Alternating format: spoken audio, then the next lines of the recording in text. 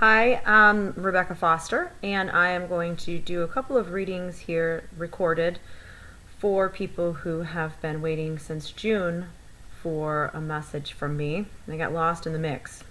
So I'm going to go through them.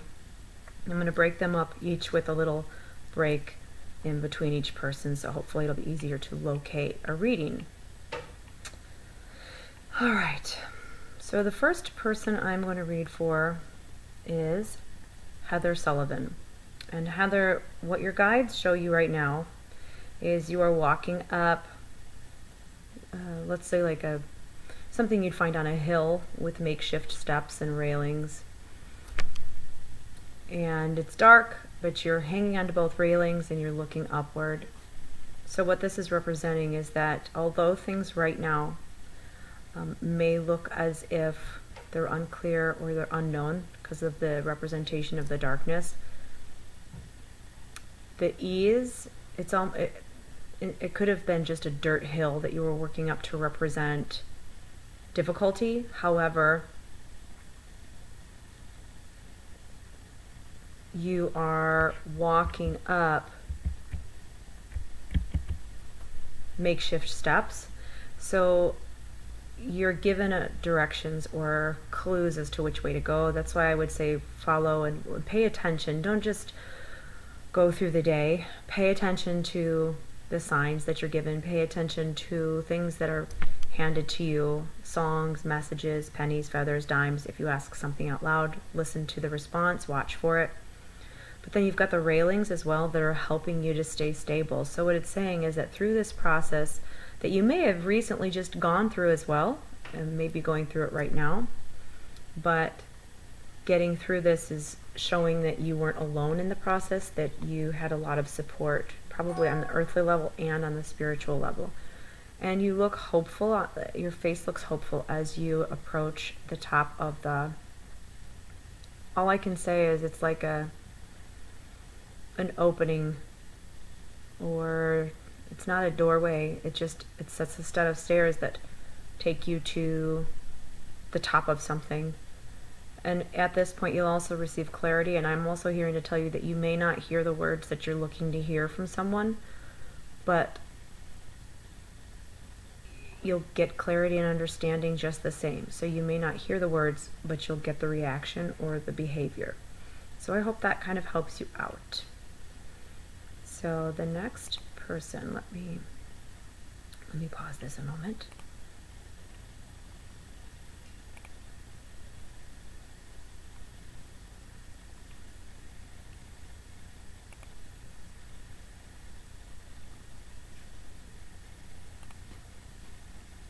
All right.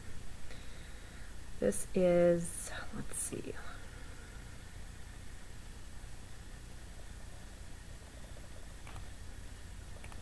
Okay, so the next person is Tessina Mick, I believe her name was.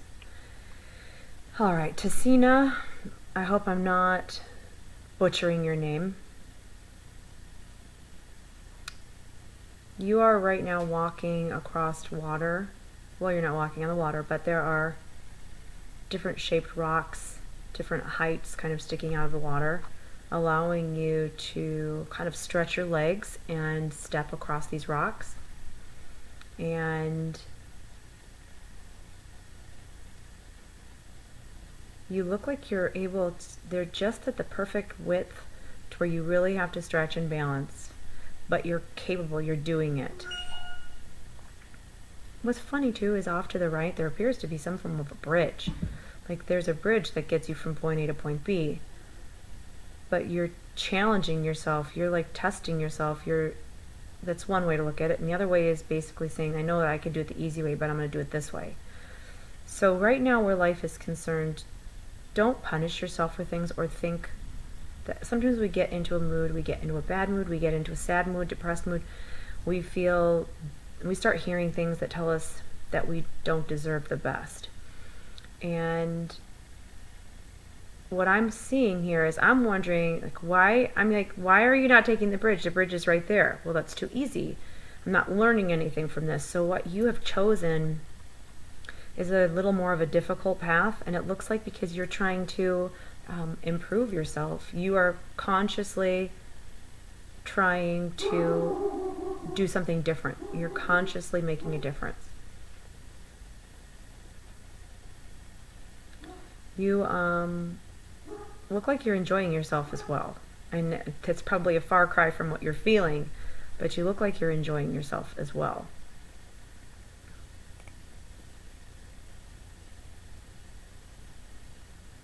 One, two, three. You're on like the second rock. There's either like 2 or 3 more to go. So this is going to require balance, like mental balance, spiritual balance, physical balance.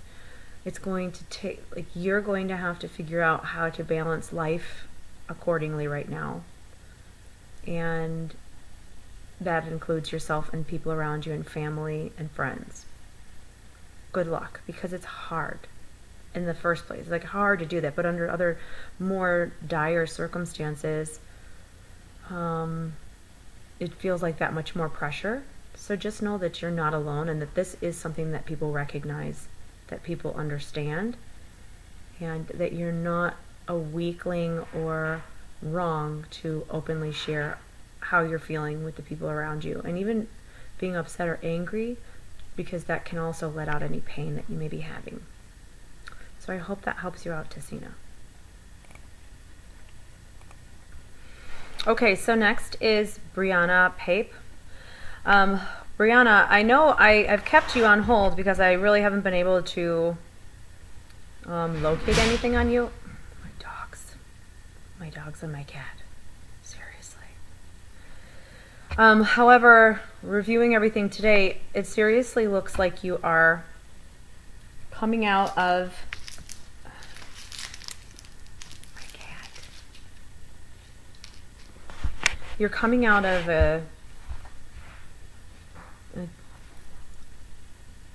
the woods, into a clearing. And it's funny because you're blocking your vision, and you're blocking your eyes, and you're trying to gain your vision, and you're looking up, and that obviously represents going through a difficult transition time and finally having some clarity, being able to see, maybe against your beliefs. It would represent education, changing of perspective, changing of viewpoint, opinion, that sort of a thing. And sometimes we learn things that do not support our opinions and beliefs, and that can be really upsetting sometimes. And this is an awakening of sorts for you, not only on a spiritual level, but also on an earthly level. That looks like you're going to end up having to make some cuts, like you're going to have to remove people and situations that are not functioning properly in your life. And not that we all shouldn't do that, but for you, this is important because I wasn't able to read you really last week at all when I tried. So Brianna,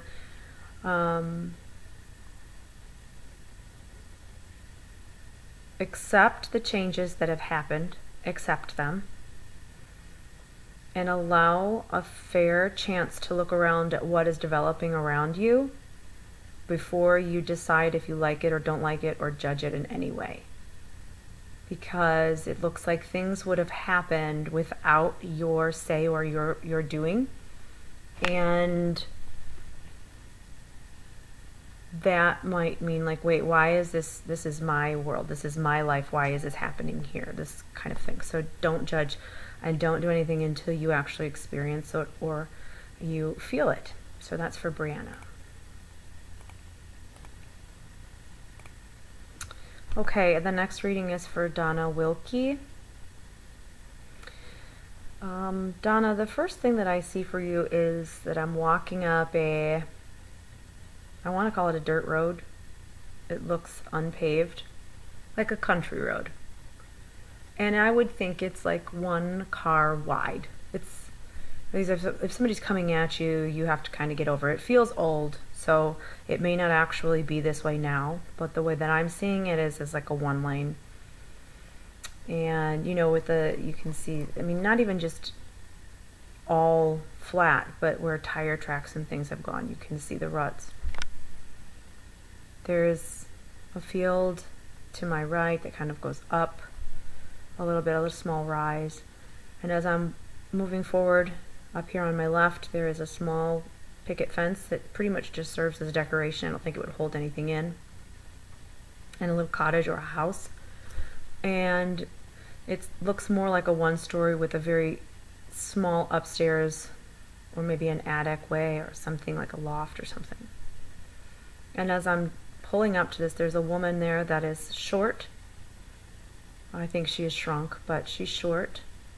She's waving. She's very happy. She looks like she's got a handkerchief in her hand that she's waving at me. She's kind of like flipping it at me like, hi, like whipping it, like just trying to get my attention. Now, this feels like this would be a home, like a family home. And I would think it would be something that would cross several generations, at least 2 generations of family living within the home or on the property. And I'm thinking this person is not alive. This would definitely be like grandmother. And I'm wondering who is in the house. It feels like mother figure or something. It smells like something nutty, something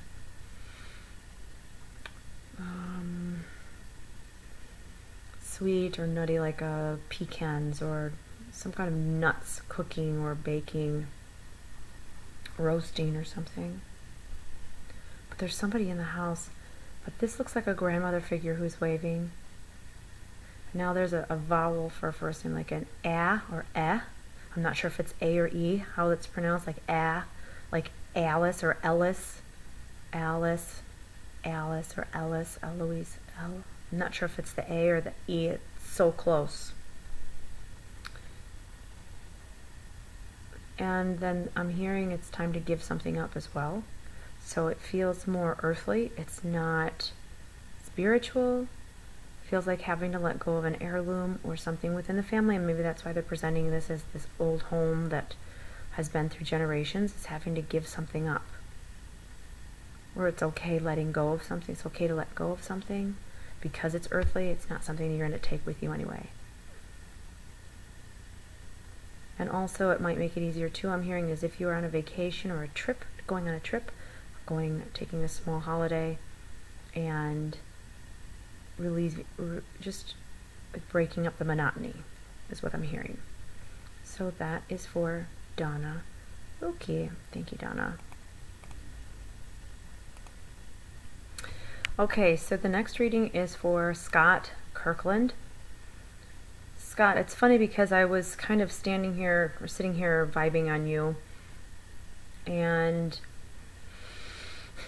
the first vision that it looks like is we're walking through, I wanted to call sticker bushes. I'm like right behind you. We're kind of hunched over, and you're in front of me, and I'm blocking because every time you get through something, it comes back and it whoops me.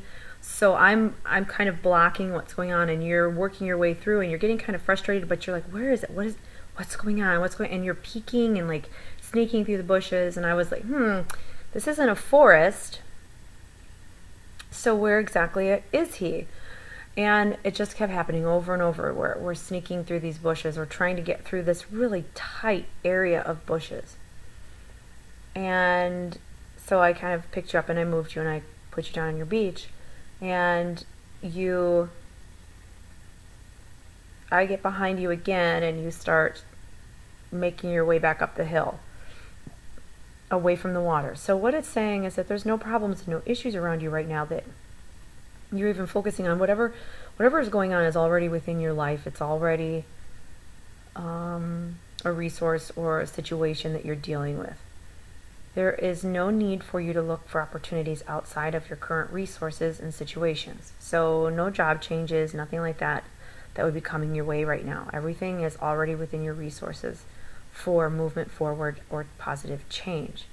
But you look frustrated almost as if it's like you feel like you have to keep telling people that, and I get this. I think a lot of people get this, but it's almost as if you keep having to repeat yourself and micromanage. And I can almost hear your soul just crying to be free. Like, stop it. I don't want to do this anymore. Let it, this isn't right for me or what. And so, although you make a really great leader, you do not make a good manager, because you get frustrated easily when people do not see the solution or do not see the next natural forward movement. And so this is where it might get confusing. So leadership is different. Leadership, you are really not looking at people going, all of my followers follow me, this is the way to do it. That is not leadership. Okay, leadership is walking your path, doing the things that you know are the right things to do, and then people will naturally follow because they want to learn what you're doing. They want to learn from you. A lot of times as well, once a leader sees that there are people following suit, they will get behind everyone and lead from behind, basically by allowing those people to do things, to grow, to make mistakes, to do this, to that, and then help them deal with the choices that they make. Okay? Management, on the other hand, is knowing that something has to be done a certain way. A budget, a purchase, inventory. Things have a specific way of happening. They have to happen this way. And so when we try to manage people, it becomes frustrating because people make mistakes. People don't always follow direction. They don't always do the proper steps to things. And so managing, take it out of your whole idea. You're not good at managing people. You actually are really good at delegating the management things, positions of management, things that need to be done that have to be managed. Money, budgets, scheduling, inventory, logistics. You're good at deciding who is good at those things. But don't try to manage people, because you become overbearing when you do that.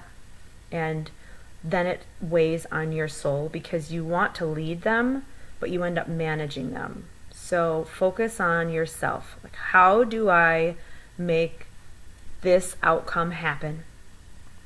And then start pursuing that outcome.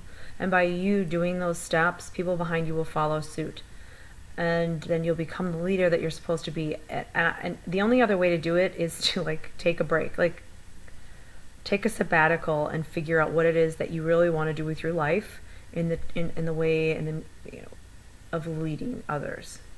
So I hope that kind of helps bring a little bit of clarity to the fact that you might be losing your mind right now because you're managing people and you're not leading them.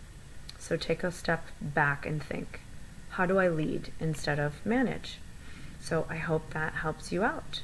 I'm sorry, I forgot your name, but at least it was there. All right, so. Okay, next reading is for Elizabeth Cipriano Schmierer. I'm never going to remember that, I don't think.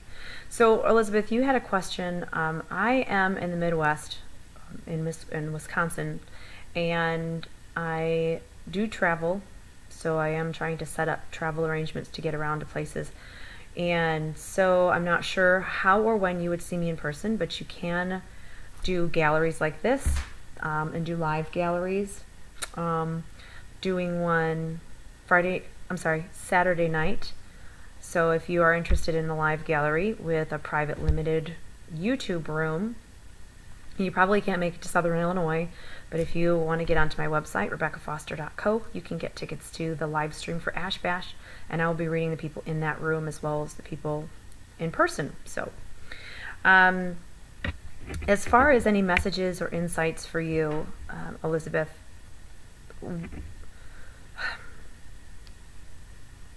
it sounds so vague and so plain, and that's why I'm waiting, but it's like they're trying to tell me to tell you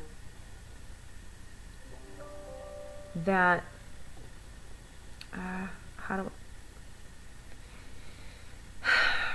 it sounds so stupid, and they just pulled it away. Well, that's weird. Okay.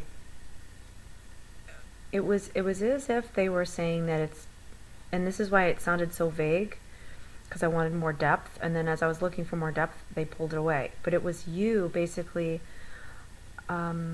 allowing people to say or do what they want with disregard for your feelings or any respect towards you. And through your transformation of who you are trying to be and who you want to be, don't think that you can't be assertive or stand up for yourself when someone mistreats you. This could be a child, an employee, just someone on the street.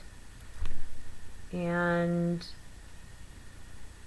you don't have to be rude. I mean, I can be rude. I can just come right on out and not even be rude. I don't want to say that I'm rude. It's just that I will come out and I have no time for people being inconsiderate or rude to me. And a lot of times I'll laugh things off. I get what they're trying to show you. There's other times when I have no filter. Like today, as a matter of fact, I have no filter today.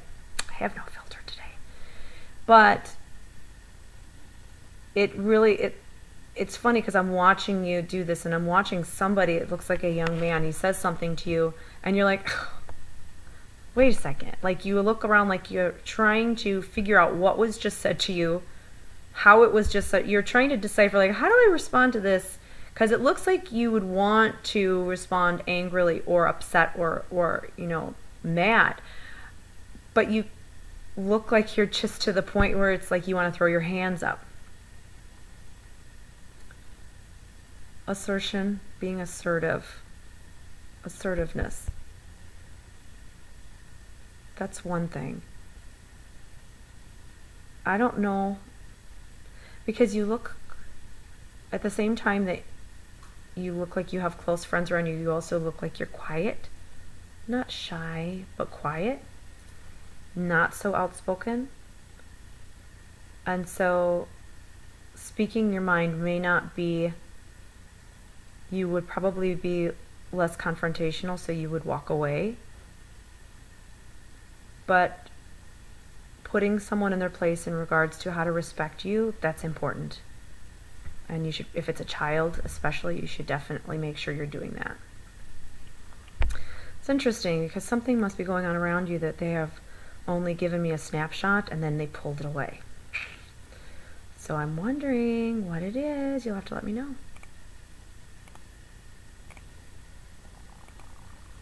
All right, so this is for Donald Wayne White.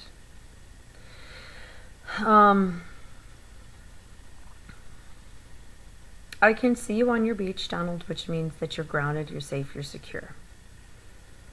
You're looking out on the water, and it's funny because you're kind of fidgeting a bit. You have your hands behind your back. You're rocking forward off of your toes and your heels. And then you kind of grab your hands in the front of you, and you're fidgeting in the front of you. And so this watching, this looking at the horizon, this represents hopefulness. It represents desire for new opportunities. It represents just desire for positive changes in life. And it's funny because as hopeful as you are, you have this comfort underneath your feet that you're just like, I don't know if I want to go out on the water. I don't know if I want to do all that I have to do to go out on the water. I don't know if I want to get on a boat and go out on the water. I'm wondering how comfortable I really am. Do I want? So there's this bit of indecision about what would have to be done in order to go out on the water. And no, you don't have to. You don't have to go make any changes like that. You don't have to go out on the water.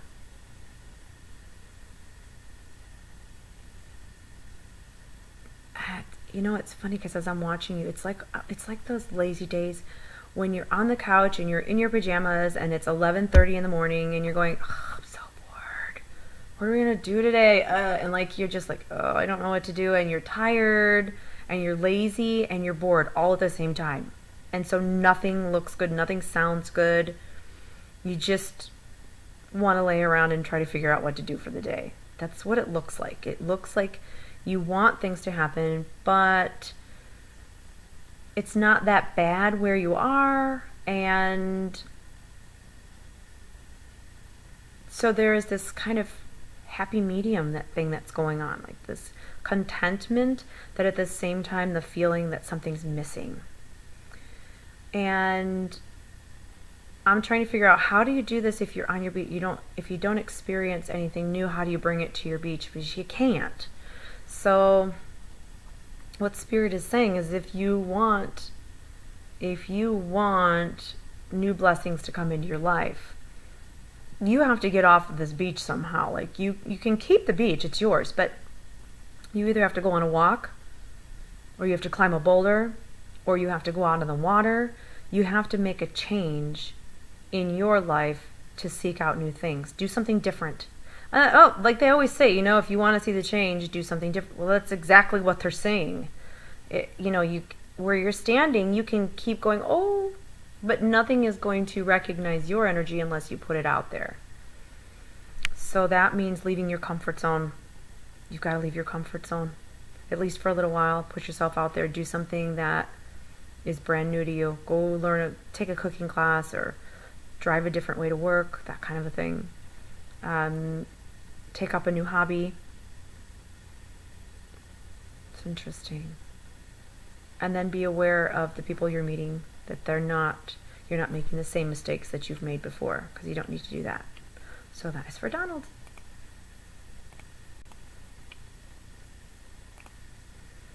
Okay, so this next reading is for Zita. Again, I apologize if I am butchering your name.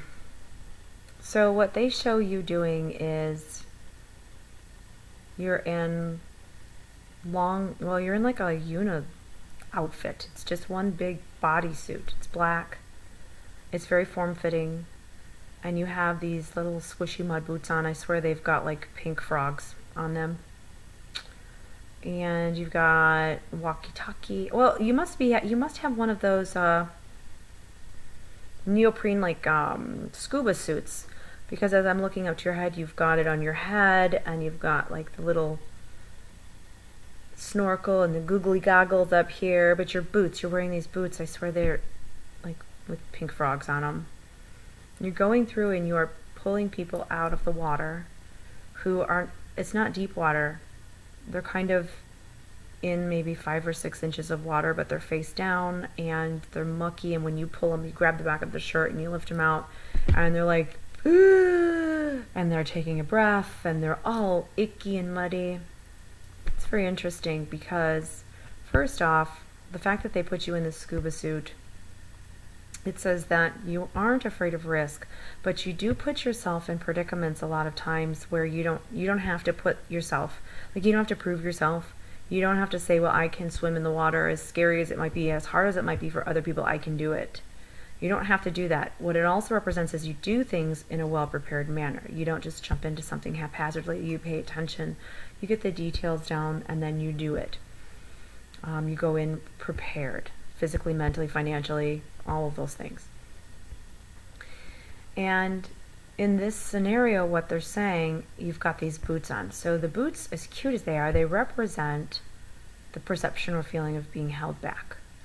And it's funny because it may even be blamed on gender, and I am not a feminist by any means. I'm not. I believe everything should be equal and fair, but believe me, I don't care if I'm a woman, I'm going to do it. So I don't believe in the feminist aspect. However, what the heck was that?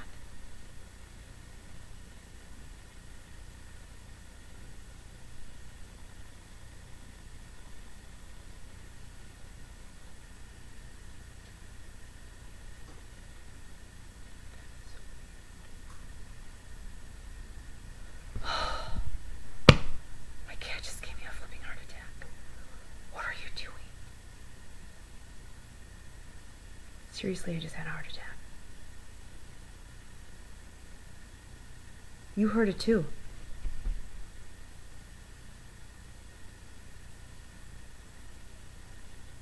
Something just banged so loudly that it shook my feet. And then I heard footsteps, but they were like in the basement from my son's room and then up towards the stairs. That's why I was like listening, like, and then I looked behind me in the camera and I could see my cat out of the corner of my eye, and I was like, if I look, is this thing gonna be right here? And it was the cat. So the cat heard it. He like came and jumped right to me. That scared the bejesus out of me because it was right here. Whatever. Okay. I was waiting to see somebody behind me. I literally was waiting to see somebody coming up from behind me. That's why I was looking like, all right. So anyway, Zita. I love that stuff. Like, it gives me a major adrenaline rush, but I'm gonna have to go downstairs later and investigate that, because that was like his door slamming shut or his closet slamming shut. So Zita, basically, you know, you have these boots on, so there's this perception of being held back or feeling like someone or something is preventing you from moving forward. And then you're in this mucky stuff, unafraid, and you are pulling people out of the water, like you're helping them. So this also says that people will be coming to you for professional help or for guidance. So being someone who works, let's say, for a hiring agency or someplace medical, therapeutic, psychiatric, but in a position where people will be coming to you knowledgeably, knowing that you would be able to help them. So you would have a title of some kind or in a position some kind where people are trying to help. Work like Red Cross or something. And you would do really well with, I know this sounds weird, but you would do really well in disaster situations because you are able to think clearly under a lot of pressure and remove the emotion from the situation. So ERs, working under pressure, you would do really well with that. So sorry the interruption. I hope that makes a little bit of sense to you though, Zita. Thanks for waiting too.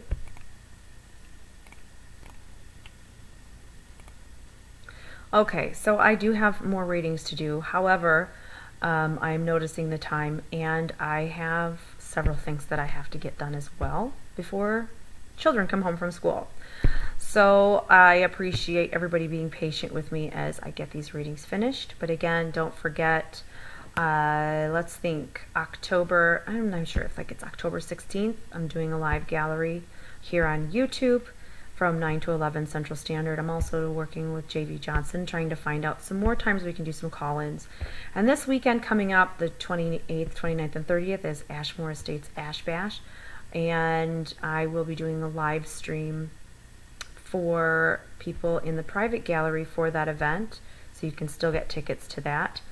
And I'm going to also try to do some live stream from there that night and during the day, and just show people around and let you see if you hear anything in the dark. It'll just be fun. So I am going to do everything I can and connect with you guys. So thanks a lot for listening. Have a great day and take care.